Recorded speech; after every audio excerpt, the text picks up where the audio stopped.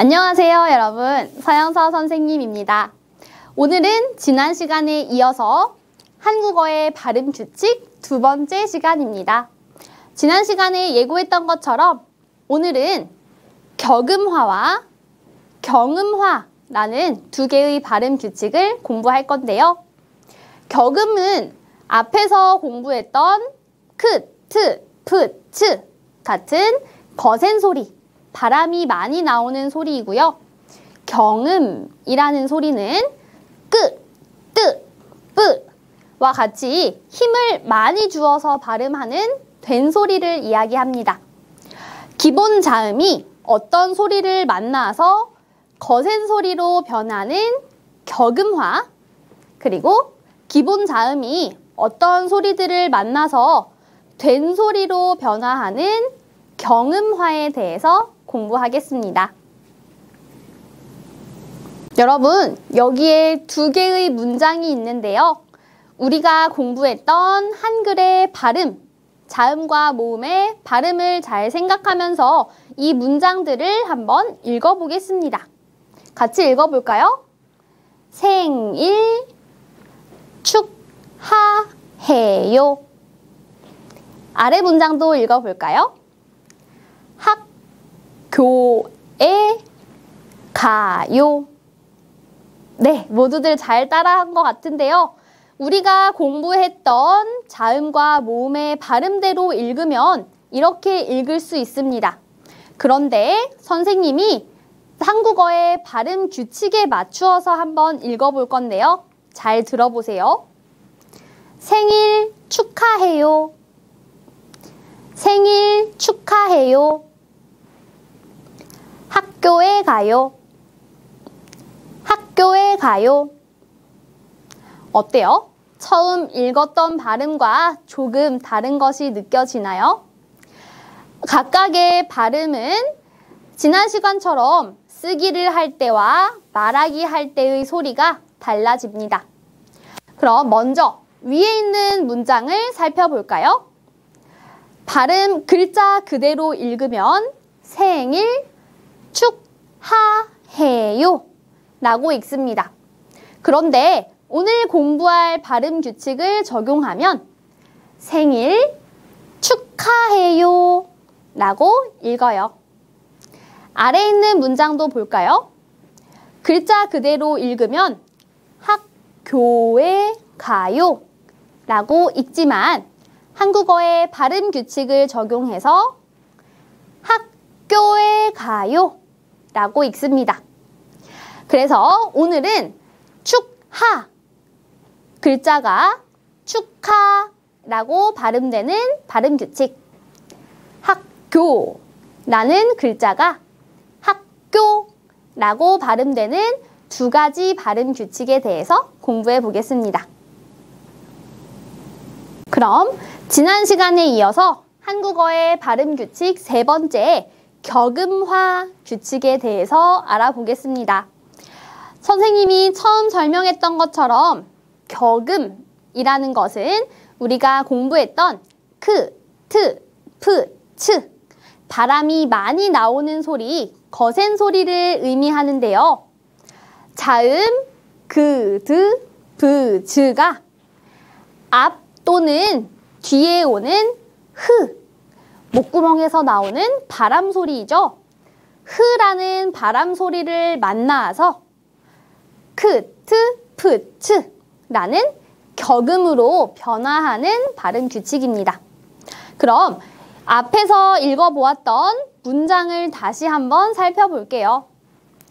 생일 축하해요 라는 글자가 있습니다. 받침에 있는 기역 자음이 바람 소리, 흐를 만났습니다. 여러분, 기본 자음 그의 거센 소리는 무엇이었어요? 네, 크라는 소리였지요. 그래서 생일 축하가 아니고 축하해요 라는 거센 소리로 바뀌어서 발음합니다. 그럼 우리 격음화 발음 규칙을 적용할 수 있는 단어를 몇 개 읽으면서 조금 더 연습해 볼게요. 이 단어를 보세요. 학생들이 처음으로 학교에 들어갑니다. 어떻게 읽을까요? 받침의 브가 뒤에 나오는 흐 소리를 만났습니다. 여러분, 기본 자음 비읍의 거센 소리는 무엇이에요? 네, 맞습니다. 프입니다. 같이 한번 읽어볼까요? 입학, 입학, 입학. 이 두 개의 소리가 만나서 프로 바뀌었습니다. 라고 생각하면 됩니다. 다음 단어를 살펴보겠습니다. 지금 사람들이 청소를 하고 있어요. 방이 어때요? 방이 깨끗해요. 깨끗해요. 자, 이 글자를 볼까요? 끝. 자음은 스이지만 발음할 때는 읍 발음으로 소리 납니다. 받침의 드 소리와 뒤에 흐 자음이 만났습니다. 어떻게 바뀌어요? 네, 맞아요. 트 소리로 바뀌어야겠죠? 같이 한번 읽어볼까요?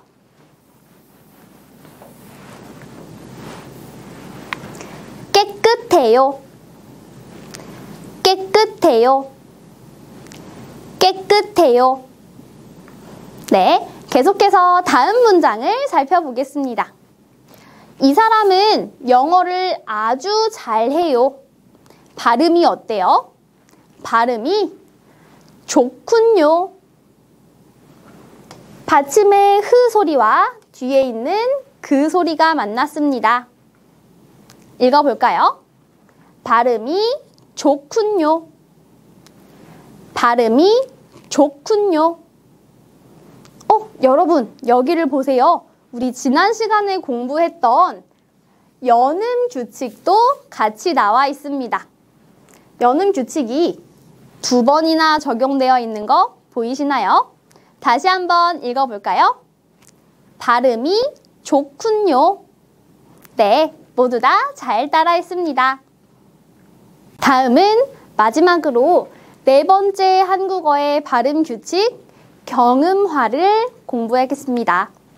경음화 규칙은요, 어떤 자음이 앞에 오는 받침 소리, 그, 드, 브 3개의 소리를 만나서 경음으로 바뀌는 규칙을 경음화라고 부릅니다. 그럼 여기에 오는 자음은 어떤 것들이 있고 어떤 경음으로 바뀌는지 자세히 살펴보겠습니다. 받침에 그, 드, 브 소리가 옵니다. 그리고 이 받침 소리 뒤에 그 자음이 오는 경우에는 기본 자음 그의 된소리, 경음이 뭐예요? 네, 바로 끄 소리입니다. 그럼 받침 그, 드, 브 소리와 드가 만나면 뜨라는 경음으로 바뀌고요. 브 자음은 뿌, 스 자음은 스, 그리고 마지막으로 즈 자음은 쯔라는 소리로 바뀌게 됩니다. 그럼 우리가 앞에서 읽어보았던 문장을 다시 한번 살펴볼게요. 어디에 가요? 학교에 가요 라는 글자가 있는데요. 자음, 기억이 받침에 오는 윽 소리를 만났습니다. 어떻게 바뀌어요? 학교라는 된소리로 바뀌어서 발음합니다. 학교가 아니고 학교라고 강한 소리로 발음합니다. 그럼 이번에도 우리 경음화 규칙을 적용할 수 있는 단어를 몇 가지 살펴보면서 연습해 보겠습니다.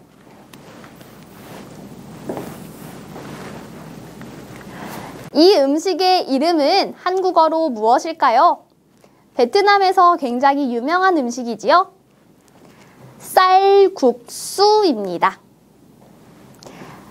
스 자음과 앞에 받침의 윽 소리가 만났습니다. 따라해보세요. 쌀국수, 쌀국수, 쌀국수. 스 자음이 된 소리 수로 바뀌었습니다. 계속해서 다음 단어를 살펴보겠습니다.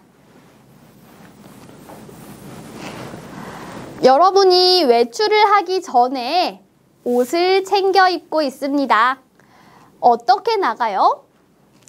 옷을 입고 나가요. 옷을 입고 나가요. 우리가 지난 시간에 공부했던 여는 규칙도 보이고요. 오늘 공부하고 있는 경음화 규칙도 보이네요. 다시 한번 읽어볼까요?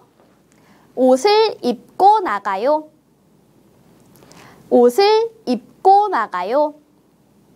네, 모두들 잘 따라했습니다.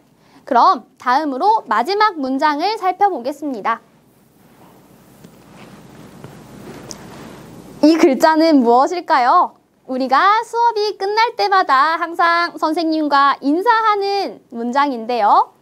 우리가 지금까지 많이 인사를 했는데 어떤 발음인지는 오늘 처음으로 공부하는 것 같네요.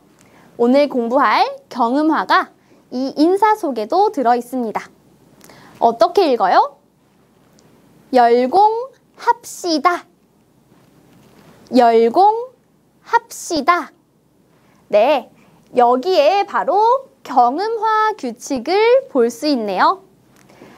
스 자음이 받침의 부를 만나서 열공합시다 라는 경음으로 발음합니다.